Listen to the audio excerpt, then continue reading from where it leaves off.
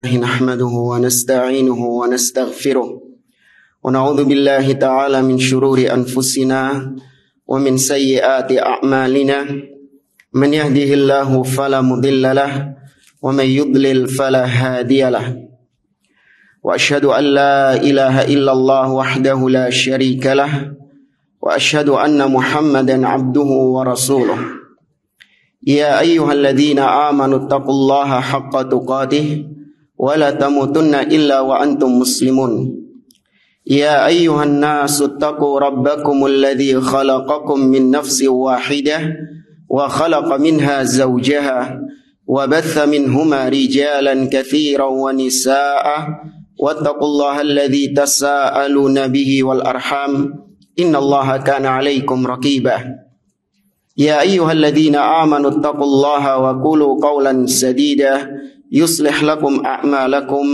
ويغفر لكم ذنوبكم ومن يطع الله ورسوله فقد فاز فوزا عظيما أما بعد فإن أصدق الحديث كتاب الله وخير الهدي هدي محمد صلى الله عليه وسلم وشر الأمور محدثاتها وكل محدثة بدعة وكل بدعة ضلالة وكل ضلالة في النار.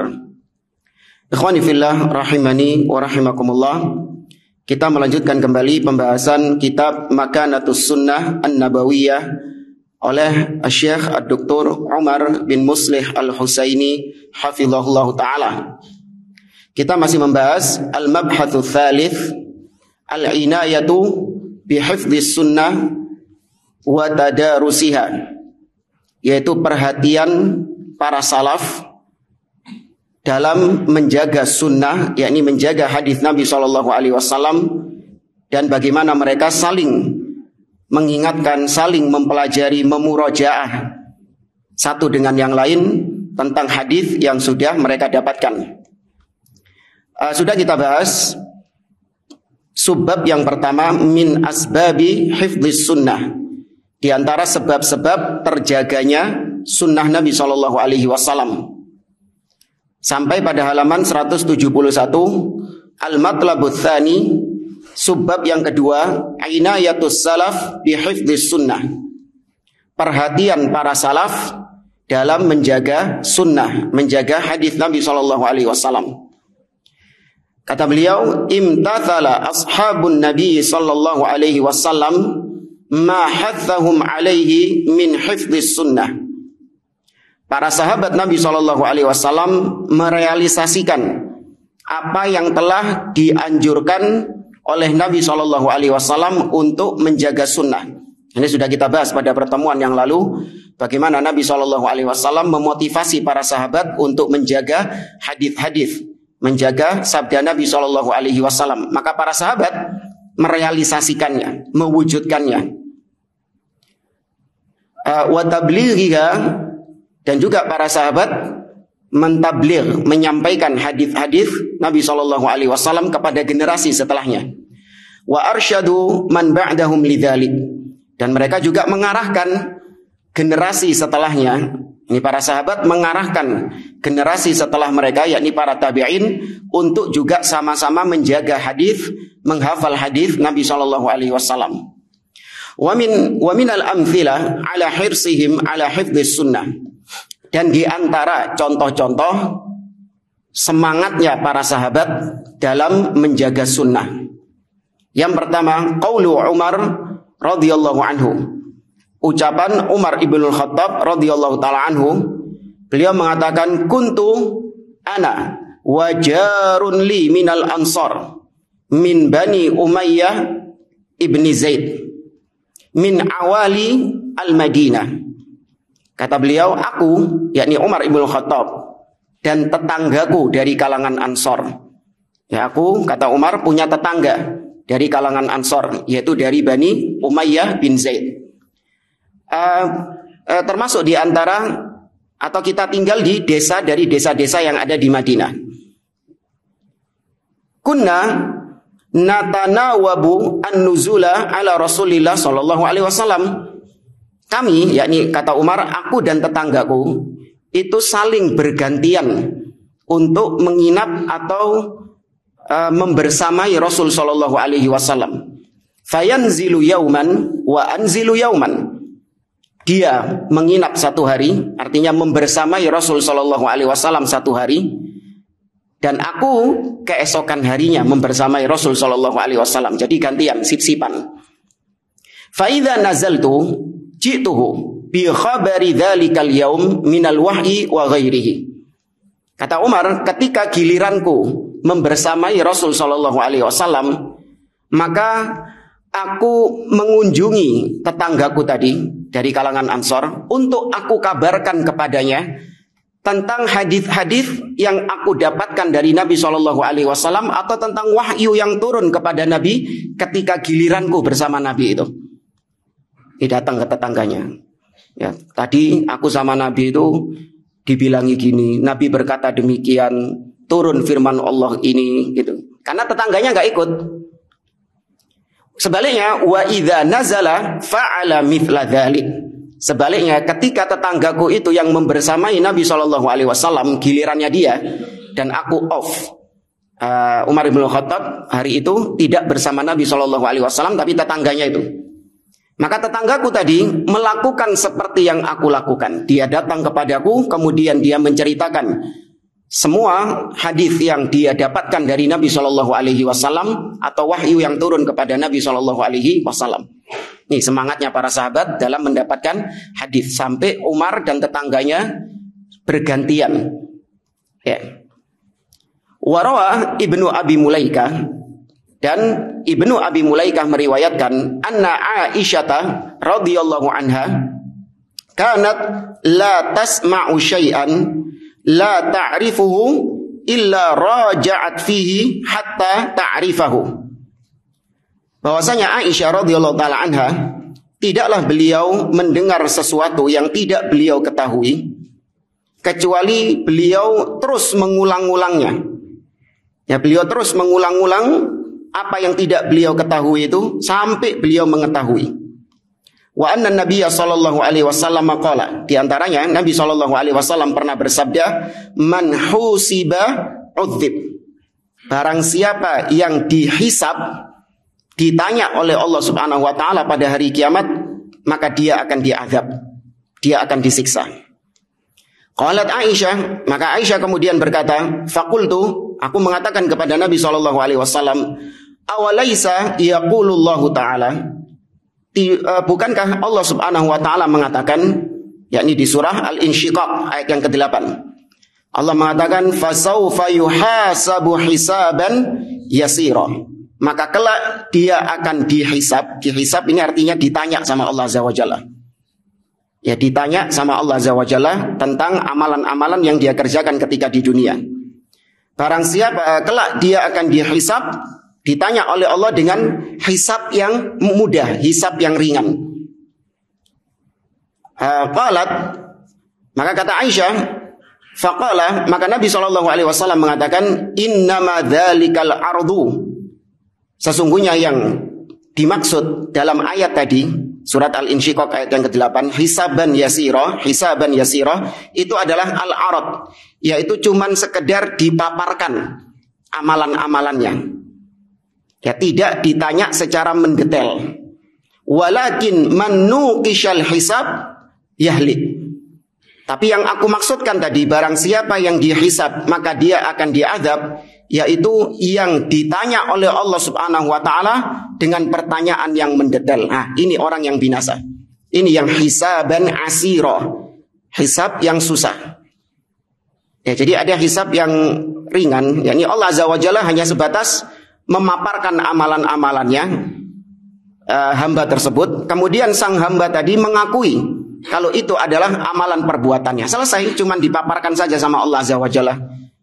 Ya, dan dia dimaafkan, diampuni oleh Allah Subhanahu wa taala. Qad satartuha 'alaika fid dunya wa ana aghfiruha lakal yaum. Ya, kata Allah, dulu ketika di dunia aku tutupi aib-aibmu itu, dan hari ini aku ampuni semua dosamu itu. Allahumma ja'alna minhum. Nah, adapun yang hisaban asira, hisab yang susah, yang mendetail, di mana Allah Subhanahu wa taala bertanya kepada sang hamba dengan pertanyaan-pertanyaan yang mendetail. Ya, waliyadzubillah, ditanya sama Allah dengan pertanyaan yang mendetail. Nah, yang mendapatkan hisab seperti ini, udzib. Alamat dia akan diadab. Ya, ini walillahil matsalul a'la. Ini tidak dalam rangka menyamakan Allah Subhanahu wa taala, tapi litakribil fahm, untuk mendekatkan pemahaman. Kita di dunia saja, kalau kita diinterogasi, ditanya, ya dululah sama orang tua kita ya. Kita ditanya dengan pertanyaan-pertanyaan yang ya orang tua hanya sebatas menanyakan, dari mana kok baru pulang jam segini? Oh ya, main sama siapa tadi? Oh ya, ya sudah, pertanyaan-pertanyaan yang global, yang umum. Tapi kalau sudah orang tua nanya kepada kita dengan pertanyaan yang detail, kau tadi jam sekian lewat sekian kemana? Kau pergi sama siapa? Terus kau pergi ke tempat mana? Ya. Terus di sana kau bertemu dengan siapa? Apa yang kau... Wah, kalau sudah ditanya seperti itu, alamat apa? Alamat dihamui. Ya, alamat dimarahi. Tapi kalau pertanyaan-pertanyaan global, nah ini pertanyaan yang ringan. Ini untuk mendekatkan pemahaman saja ya. Jangan dikira nanti hisab seperti itu, enggak. Itu hari yang dahsyat. Maka ini menunjukkan bahwasanya Aisyah ketika dia tidak mengetahui sesuatu, beliau tidak mengetahui sesuatu, maka beliau terus penasaran, bertanya-tanya, sampai bahkan mengulang-ulang apa yang tidak dia ketahui itu. Ini menunjukkan perhatian Aisyah radhiyallahu taala anha terhadap agama ini, terutama kepada hadis Nabi Shallallahu alaihi wasallam. Kemudian yang ketiga, di antara contoh semangatnya para sahabat dalam menjaga sunnah, An Abi Hurairah radhiyallahu anhu qala, dari Abu Hurairah radhiyallahu taala anhu, beliau mengatakan, qultu, aku berkata, kata Abu Hurairah, ya Rasulullah, wahai Rasulullah, man as'adun nas bi syafa'atik. Wahai Rasulullah, siapakah orang yang paling berbahagia dengan syafaatmu? Qala sallallahu alaihi wasallam, maka kata Nabi SAW, laqad dhanantu ya Aba Hurairah alla yas'alani an hadha al-hadith ahadun awwalu minka lima ra'aitu min hirsika 'alal hadith. Kata Nabi SAW, sungguh aku telah mengira, wahai Abu Hurairah, bahwa tidak ada seorang pun yang bertanya tentang ini, yakni tentang masalah syafaat ini. Tidak ada seorang pun yang bertanya lebih dulu tentang syafaat ini selain engkau. Ya, karena aku melihat engkau sangat semangat terhadap hadis. Ya, sangat semangat terhadap hadis. Maka kemudian dijawab oleh Nabi SAW, as'adun nasi bi syafaati yaumal qiyamah man qala la ilaha illallah khalisan min qalbih. Orang yang paling berbahagia dengan syafaatku pada hari kiamat adalah seseorang yang mengucapkan la ilaha illallah murni dari dalam hatinya. yakni tauhid bukan hanya di lisan, tapi juga tertancap tauhid itu di dalam hatinya. Maka ini kata para ulama merupakan syarat seorang mendapatkan syafaat, yaitu dia harus orang yang bertauhid kepada Allah Azza wa Jalla.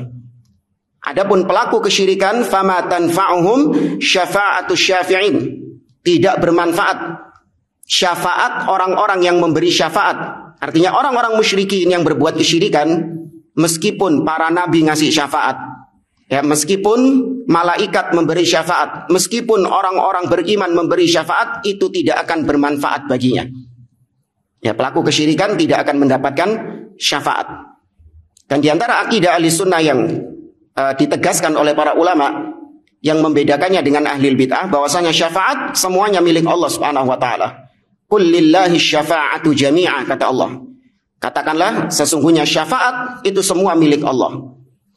Ya, adapun Nabi Shallallahu Alaihi Wasallam dan juga para nabi yang lain, para malaikat, orang-orang soleh, mereka ini hanya sebatas diberi izin oleh Allah Subhanahu Wa Taala untuk memberikan syafaat pertolongan di hari kiamat.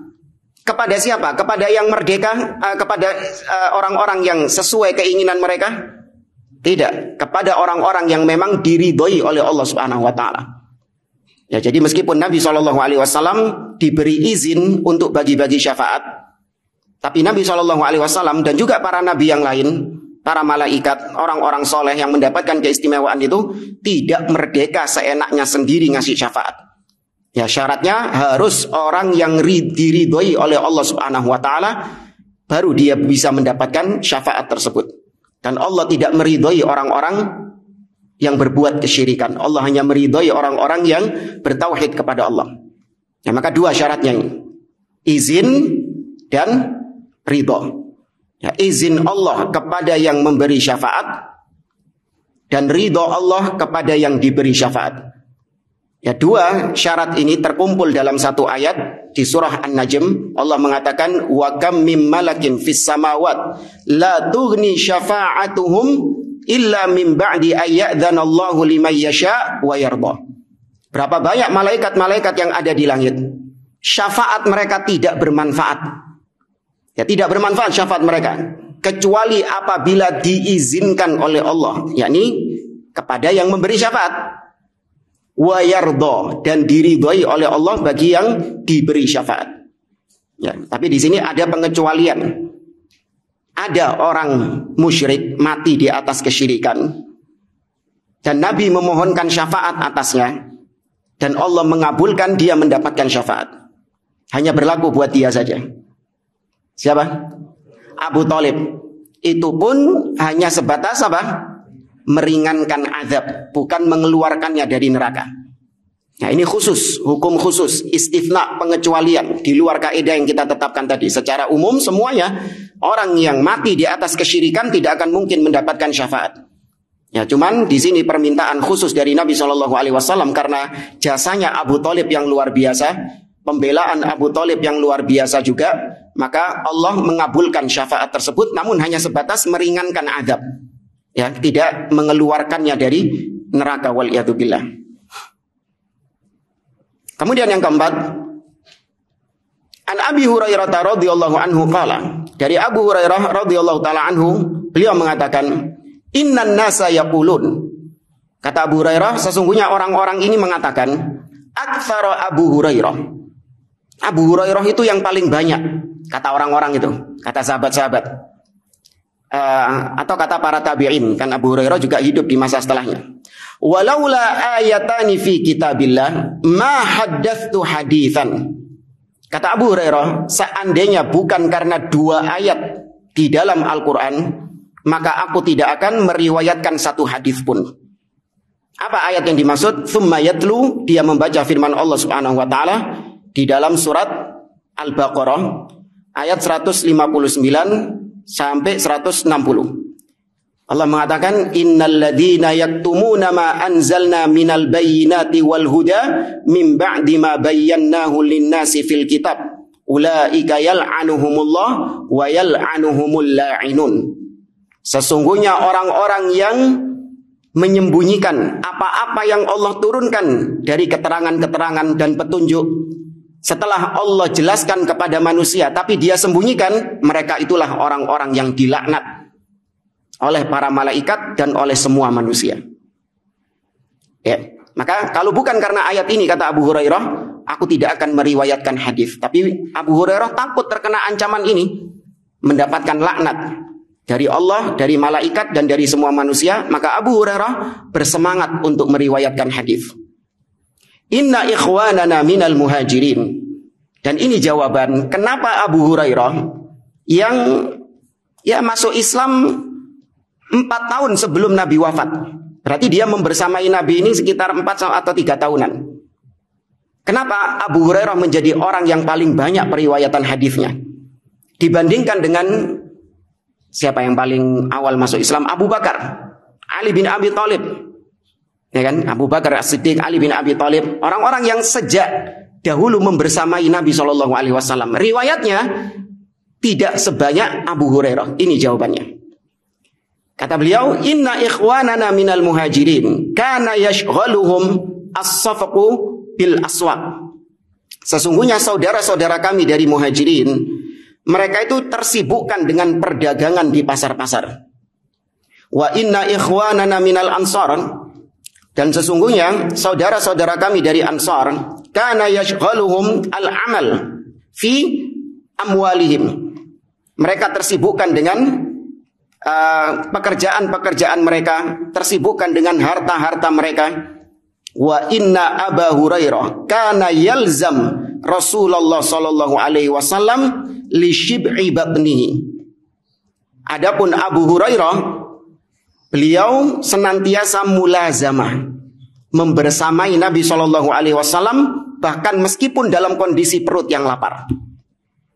Ya, meskipun dalam kondisi perut yang lapar. Wa yahdur ma la yahdurun. Abu Hurairah hadir di sisi Nabi sallallahu alaihi wasallam, sedangkan sahabat-sahabat yang lain enggak hadir di majelis itu. Wa yahfadhu ma la yahfadun, dan Abu Hurairah menghafal hadis Nabi sallallahu alaihi wasallam apa-apa yang tidak dihafal oleh para sahabat yang lain. Karena itu tadi membersamai Rasul sallallahu alaihi wasallam. Plus Abu Hurairah suka bertanya kepada sahabat-sahabat yang lain tentang hadis-hadis Nabi yang mereka ketahui. Jadi Abu Hurairah bukan hanya meriwayatkan dari Nabi langsung, tapi Abu Hurairah juga meriwayatkan dari sahabat yang lain. Tapi sama Abu Hurairah nggak disebutkan dari sahabat siapa. Misalnya Abu Hurairah mendapatkan hadis ini dari Ali bin Abi Thalib. Maka Abu Hurairah tidak menyebutkan kalau itu didapatkan dari Ali bin Abi Thalib. Kenapa? Nah, karena satu level, satu tobaqah, sama-sama sahabat Nabi Shallallahu Alaihi Wasallam. Maka seakan-akan dia meriwayatkan langsung dari Nabi Shallallahu Alaihi Wasallam. Seakan-akan dia mendengar langsung dari Nabi Shallallahu Alaihi Wasallam. Ini rahasia kenapa Abu Hurairah banyak periwayatan hadisnya. Nah, orang-orang liberal atau mustasyrikin, ini dari kalangan orientalis atau ya yang model-model kayak gitulah, liberal atau Rafidhah, ini paling banyak juga, menjadikan Abu Hurairah sebagai sasaran caci makian, sebagai sasaran celaan.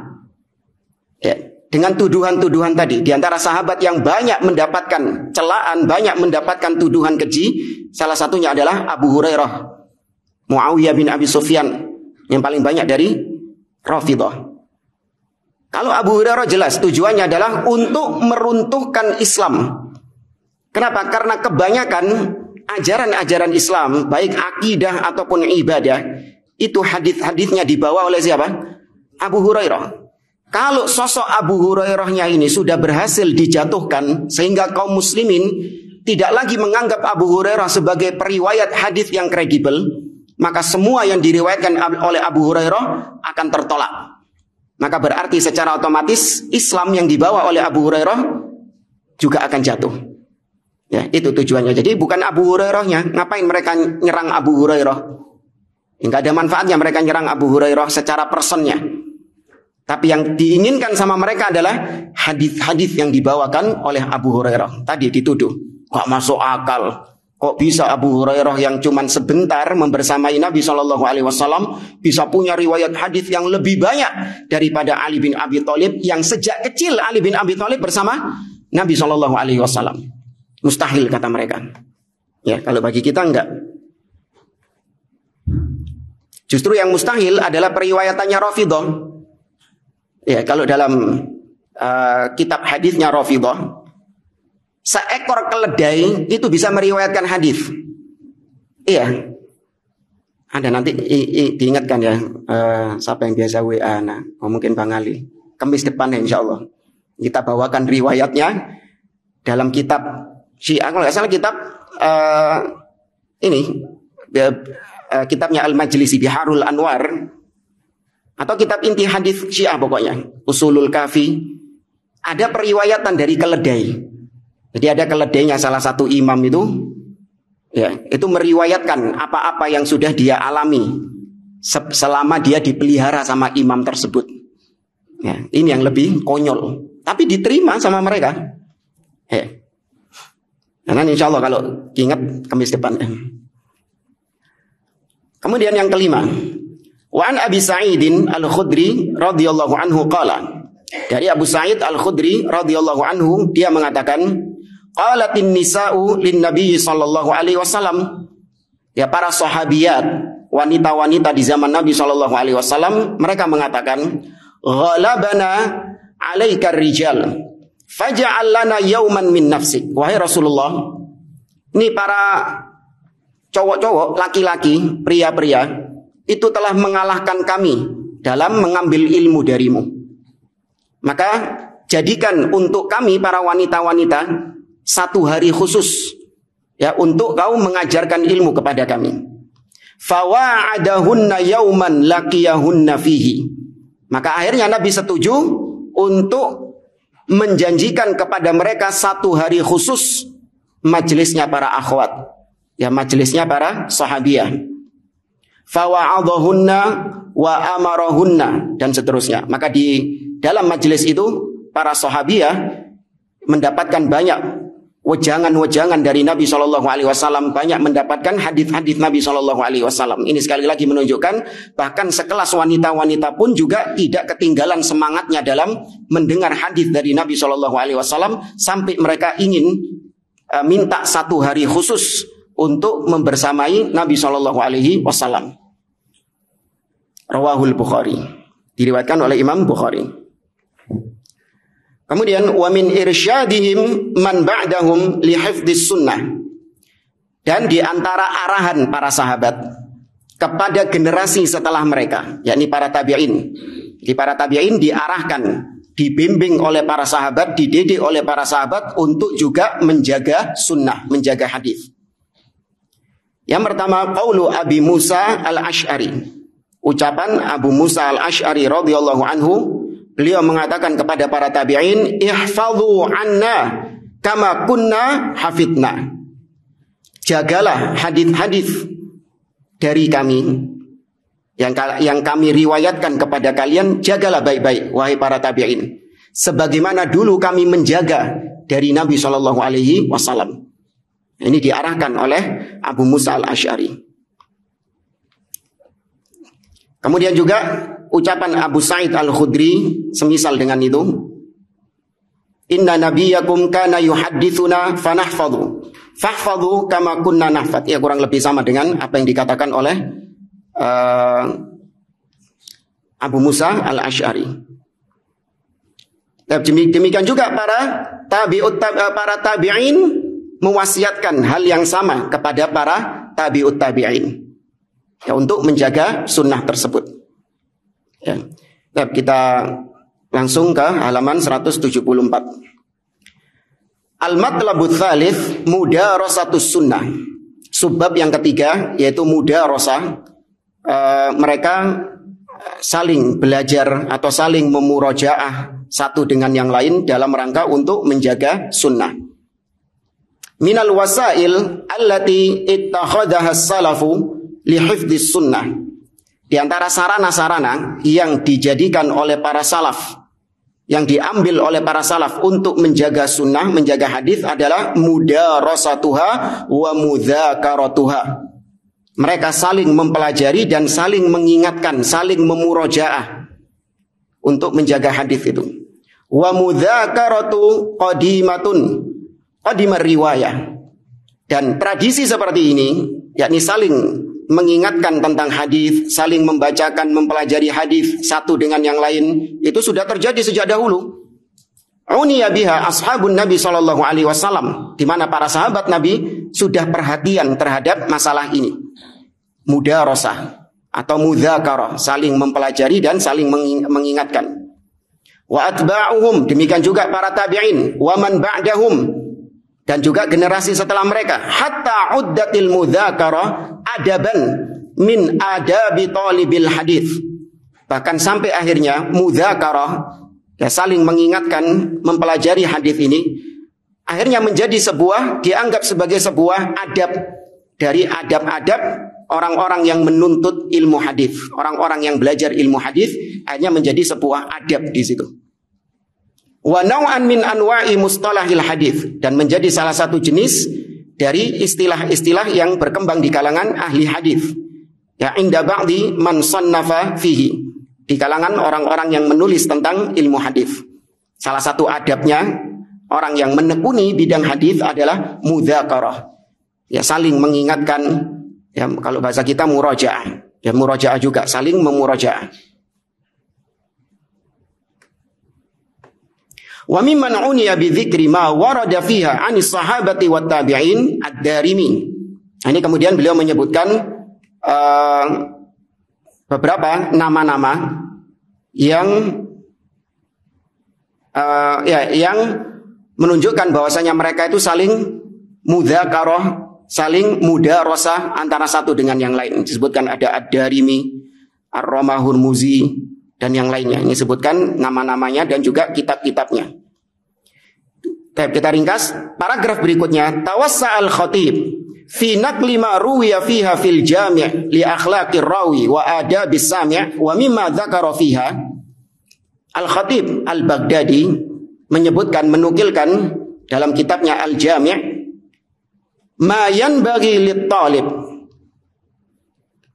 di antara yang harus dilakukan bagi seorang talib, ya seorang penuntut ilmu, an yuwaddifahu ala nafsihi min mutala'atil hadits fil lail. Hendaklah dia mempekerjakan dirinya, ya dia memperkerjakan dirinya untuk mutala'ah, untuk menelaah hadis Nabi SAW fil lail, ketika malam hari. Wa idamati darsihi, dan untuk menjaga mempelajari hadis. Artinya dia menganjurkan kepada orang-orang yang menuntut ilmu hadis, yang belajar ilmu hadis, untuk senantiasa belajar hadis, menjaga waktunya dalam rangka belajar ilmu hadis. Wa takriril mahfud alal qalbi, dan mengulang-ulang apa yang telah dia hafal itu di dalam dadanya. Wa mudzakaratil hadis ma'a amatin nas, dan dia mengingatkan atau memurajaah hadis tersebut kepada manusia secara umum. Wal mudzakaratu ma'al adba'i wal ashab, kepada murid-muridnya, kepada sahabat-sahabatnya. Wal mudzakaratu ma'al aqran wal atrab, kepada teman-temannya yang sepadan sebaya. Wal mudzakaratu ma'asyuyukh wa dzawil asnan, juga kepada guru-gurunya dan sesepuh-sesepuhnya.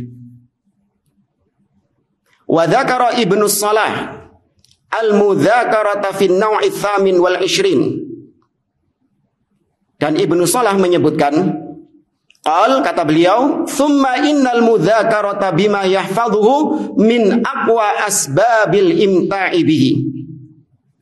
Kata beliau, sesungguhnya mudzakarah, mengingat-ingat hadis, mengingat-ingat apa yang telah dia hafalkan dari hadis, itu adalah sebab terkuat dia mendapatkan kenikmatan dari belajar hadis itu. Ya, sebab terkuat seseorang itu mendapatkan kenikmatan dalam mempelajari hadis, dalam meriwayatkan hadis, adalah ketika dia mudzakarah, ketika dia mengingat-ingat hadis tersebut.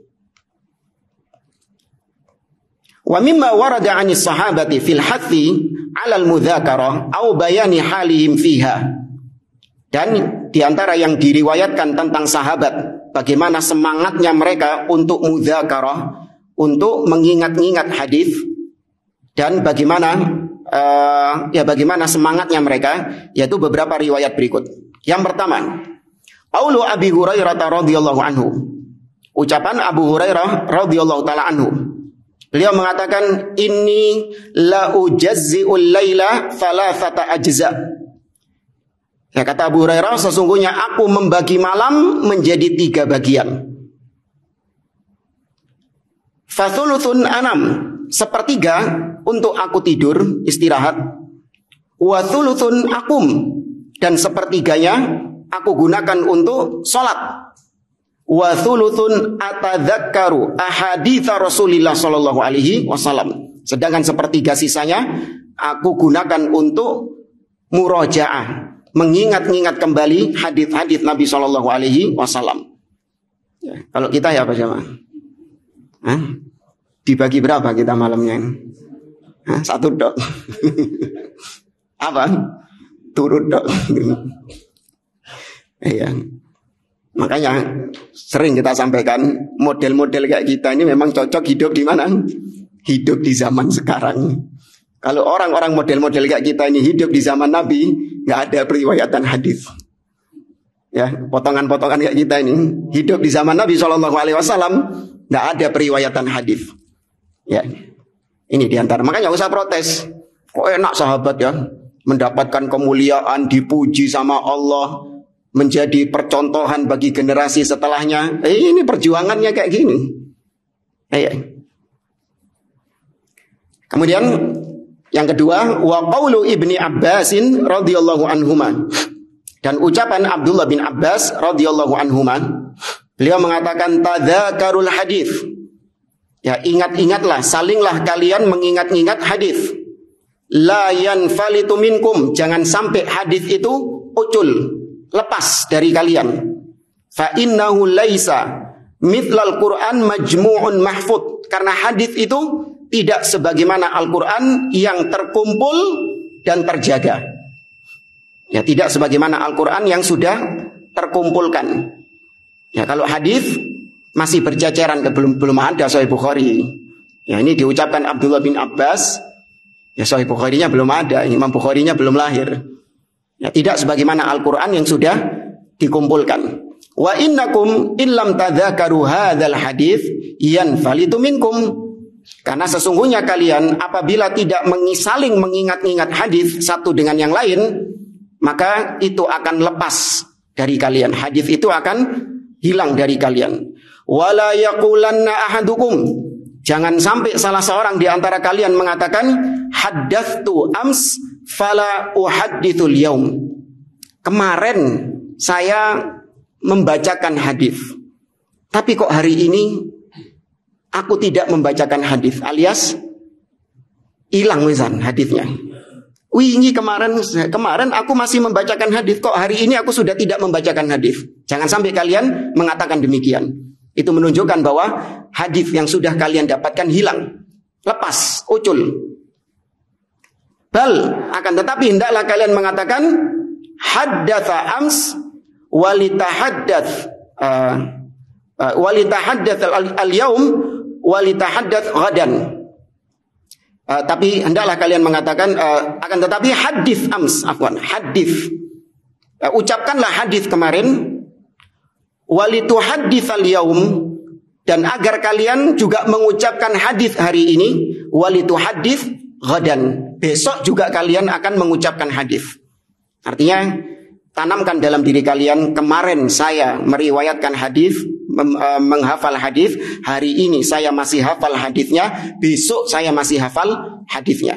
Itu menunjukkan dia selalu memurojaah, mengingat-ingat hadis tersebut. Ya, jangan sampai mengatakan kemarin ya saya menghafal hadis, hari ini sekarang ini saya sudah tidak membaca hadis, alias sudah lupa. Jangan sampai seperti itu. Wa an Ibnu Buraidah qala Ali radhiyallahu anhu. Ali bin Abi Thalib mengatakan tadzakaru hadzal hadis. Ingat-ingatlah hadis ini. Wa tazawaru fa innakum illam taf'alu yadrus. Kata beliau, dan salinglah kalian menziarahi, mengunjungi satu dengan yang lain untuk saling mengingatkan hadis. Ya, untuk saling mengingatkan hadis, karena sesungguhnya kalian kalau tidak melakukan hal tersebut, maka hadis itu akan hilang dari kalian. Ya, hadis itu akan lepas dari kalian. Nah, dulu di zaman sahabat, ketika ada seorang yang membawakan hadis Nabi SAW, maka langsung diterima hadisnya. Ketika terjadi fitnah di sini maksudnya adalah munculnya ahli bid'ah. Mulai di situ kalau ada yang membawakan hadis tidak langsung diterima, melainkan diuji terlebih dahulu dengan pertanyaan sammulana rijalakum. Coba sebutkan dari mana kau mendapatkan hadis tersebut.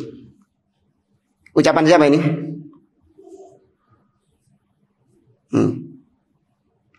Lam yas'alu anil isnad. Dulu kaum muslimin tidak bertanya tentang sanad. Di zaman sahabat, kalau ada yang mengatakan qala Rasulullah sallallahu alaihi wasallam, enggak pakai ditanya mata rantai periwayatannya, enggak pakai.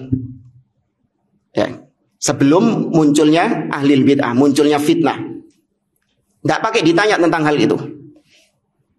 Falamma waqa'atil fitan, kata siapa sih orang ini? Ada yang tahu? Falamma waqa'atil fitan, ketika terjadi fitnah di sini artinya muncul ahli bid'ah, muncul firqah-firqah yang menyimpang. Kalau ada orang yang membawakan hadis Nabi Shallallahu Alaihi Wasallam, maka mesti ditanya, sammulana rijalakum. Coba sebutkan rijal atau periwayat perawi kalian. Fayunzar ila ahli sunnah fayukhad hadithuhum. Maka ketika dilihat, kalau periwayat perawinya ini adalah ahlus sunnah, orang-orang yang dikenal di atas sunnah, di atas kemurnian Islam, maka diambil riwayat hadisnya. Wa yunzar ila ahlil bid'ah fala yukhad hadithuhum. Namun kalau didapati bahwa dia mendapatkan hadis ini dari orang-orang yang memang dikenal punya kebid'ahan, punya penyimpangan, maka tidak diambil hadisnya. Ucapan siapa ini? Beliau yang juga mengucapkan inna hadzal ilma dinun fanzuru amman ta'khuduna dinakum. Sesungguhnya ilmu ini adalah bagian dari agama itu sendiri. Maka perhatikan dari siapa kalian mengambil ilmu agama ini. Sudah dapat? Nah, Muhammad ibn Sirin. Ahsan. Seorang pembesar tabi'in, Muhammad bin Sirin. Ini disebutkan di awal-awal Sahih Muslim. Ya, ucapan Ibnu Sirin ini.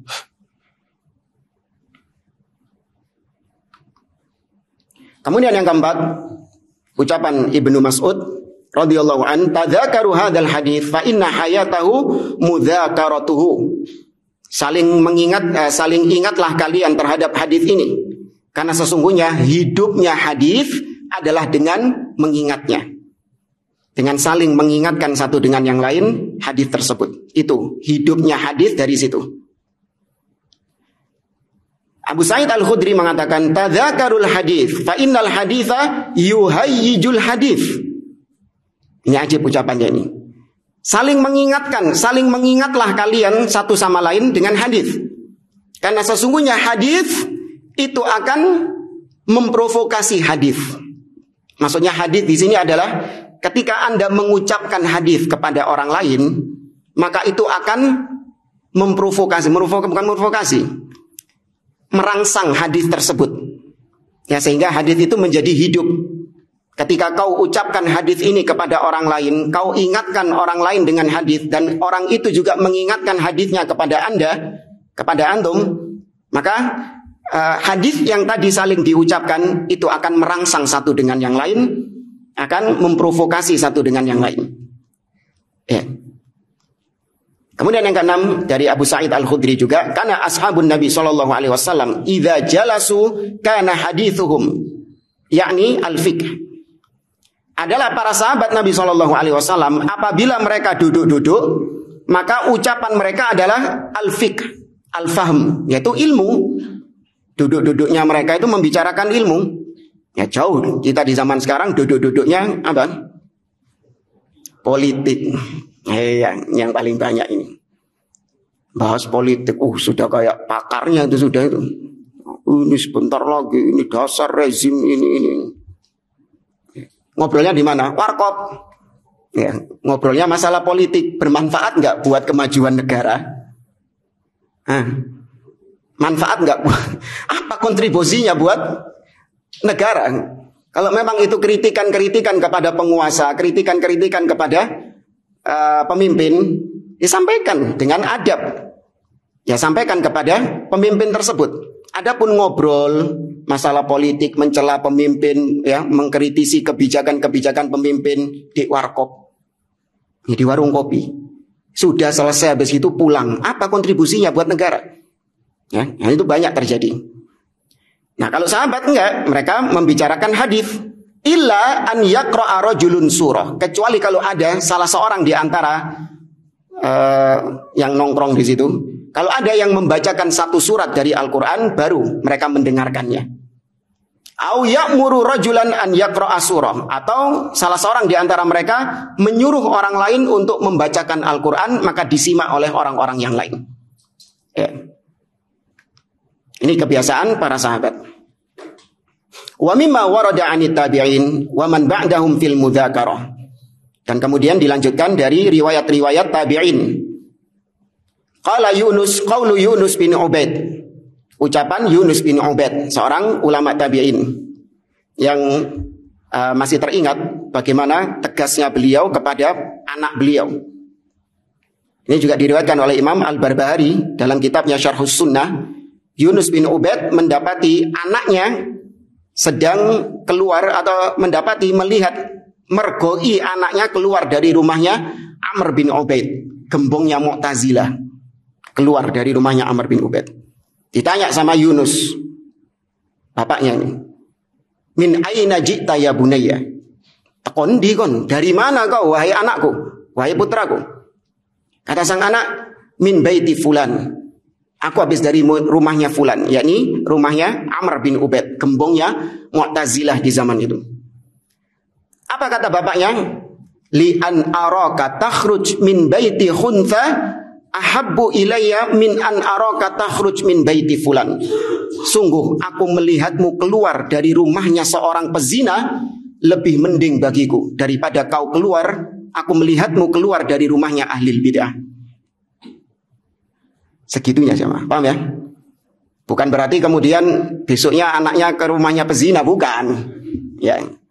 Tapi di sini menunjukkan fikihnya, pemahamannya para salaf, bahwa bagi mereka kemaksiatan itu masih lebih ringan jika dibandingkan dengan kebid'ahan, jika dibandingkan dengan penyimpangan akidah. Karena ketika seorang bergaul dengan orang yang bermaksiat, maka jarang di antara orang-orang yang bermaksiat itu menganggap maksiatnya itu adalah perkara yang dibolehkan dalam agama atau bawa-bawa agama. Minum khamr misalnya, seorang duduk di tempat majelis khamr misalnya, tidak ada yang menganggap dari para orang-orang yang minum khamr, tidak ada yang menganggap bahwa minum khamrnya itu bagian dari agama. Ada? Mereka tidak menisbatkan khamr kepada agama. Mereka tidak menisbatkan maksiat itu kepada agama. Justru mereka orang-orang yang sadar kalau itu adalah perbuatan salah. Bahkan tidak sedikit di antara mereka yang melarang temannya untuk ikut mereka. Ya, ojo, kamu belum pernah minum khamr kan? Ya, sudah, jangan ngincipi sudah. Ya. Sudah, jangan ngincipi. Beda sama ahli bid'ah, orang yang punya pemikiran yang menyimpang, akidah yang sesat. Dia pasti akan menyeret orang lain kepada akidahnya, bahkan anaknya sendiri. Ini maksiat. Pelaku maksiat tidak akan menelurkan kemaksiatan, mewariskan maksiatnya kepada anaknya. Bahkan anaknya diwanti-wanti, ojo maksiat kayak bapak. Iya enggak? Iya. Bahkan kalau kedapatan anaknya maksiat, ngamuk gak bapak ini? Ngamuk. Bapak suka minum khamr, anaknya melok minum khamr, ngamuk bapak ini? Ngamuk. Tapi kalau ahli bid'ah gimana? Anaknya disuruh ikut kebid'ahannya juga. Bahkan kalau anaknya nggak ikut kebid'ahannya, ngamuk bapak. Ya, ini bahayanya bid'ah. Ya, ini sekali lagi Yunus bin Ubaid, ya, sosok yang dulu ketika pertama kali mendengar itu kita nggak terima. Ya, masa sih lebih mending ke rumahnya pezina daripada ke rumahnya tokoh ahli bid'ah. Kalaupun tokoh ahli bid'ah ini dikenal sebagai orang yang alim, ahli ibadah gitu, masa lebih mending ke tempatnya pezina gitu? Ya dua-duanya enggak gitu loh. Tapi di sini dalam rangka komparasi, yang lebih parah, yang lebih berbahaya adalah ke tempatnya ahli bid'ah. Kata Yunus bin Ubaid, kunna na'til Hasan, kami pernah mendatangi Al Hasan. Ya, maksudnya Al Hasan Al Basri. Fa idza kharajna min indi tadzakarna bainana. Setelah kami keluar dari rumahnya Hasan Al Basri, maka kami saling mengingatkan tentang apa yang kami dapati dari Hasan Al Basri tadi. Ya, kami saling mengingatkan satu dengan yang lain. Ini kebiasaan para tabi'in. Hal yang sama juga disebutkan oleh Atha bin Abi Robah, Ibnu Abi Layla. Ya, mirip-mirip semua riwayat-riwayatnya menunjukkan mereka saling mengingatkan satu dengan yang lain tentang hadis. Nah, di sini ada yang menarik dari ucapan Az-Zuhri. Kata beliau, afatul ilmi an-nisyan wa tarkul mudzakarah. Penyakitnya ilmu adalah lali, lupa, dan tidak adanya mudzakarah, saling mengingatkan. Itu penyakitnya ilmu. Ya, penyakitnya ilmu itu, kenapa ilmu kok susah kita dapatkan? Karena ada penyakit, ada virus, ada virusnya. Apa virusnya ilmu? Nisyan, lupa. Atau tadi, tarkul mudzakarah, tidak memurojaah, tidak saling mengingatkan satu dengan yang lain. Al-A'mash mengatakan, kana Ismail ibnu Raja yajma'u sibyan al-kuttab yuhaddithuhum wa yatahaffadhu bidzaka. Dahulu Ismail bin Raja mengumpulkan para pemuda-pemuda, bocah-bocah di Kutab, ya sebuah madrasah. Dikumpulkan di sana, kemudian dibacakan hadis kepada mereka dan disuruh untuk menghafal hadis tersebut. Ini pendidikan para salaf. Nah, ini yang keren ini, yang luar biasa ini. Sami'tu an Marwan bin Muhammad qal sami'tu Al-Laits Ibn Sa'ad yaqul, aku mendengar Al-Laits bin Sa'ad mengatakan, tadzakkara Ibnu Syihab lailatan ba'dal isya haditsan wa huwa jalisun mutawaddian. Pernah suatu ketika Ibnu Syihab menyebutkan tentang hadis. Ya, dia menyebutkan hadis pada suatu malam setelah isya. Setelah isya dia duduk kemudian membacakan hadis dalam kondisi dia berwudu. Fama zala dzalika majlisu hatta asbah. Dan majlisnya dia itu, majlis membacakan hadis tadi, itu tetap sampai terbit, sampai waktu subuh. Dari habis isya sampai terbit subuh. Terus meriwayatkan hadis, saling mengingatkan hadis satu dengan yang lain. Ya, ini kebiasaan para salaf. Ja'ala yatadzakarul hadis. Mereka saling mengingatkan hadis satu dengan yang lain. Tapi para jamaah rahimani wa rahimakumullah, sisanya kurang lebih sama. Insyaallah pada pertemuan yang berikutnya kita masuk al-mabhath ar-rabi', pembahasan yang keempat. Tapi saya cukupkan sampai sekian. Wallahu a'lam. Subhanakallahumma wa bihamdik, asyhadu an la ilaha illa anta astaghfiruka wa atubu ilaik. Assalamualaikum warahmatullahi wabarakatuh.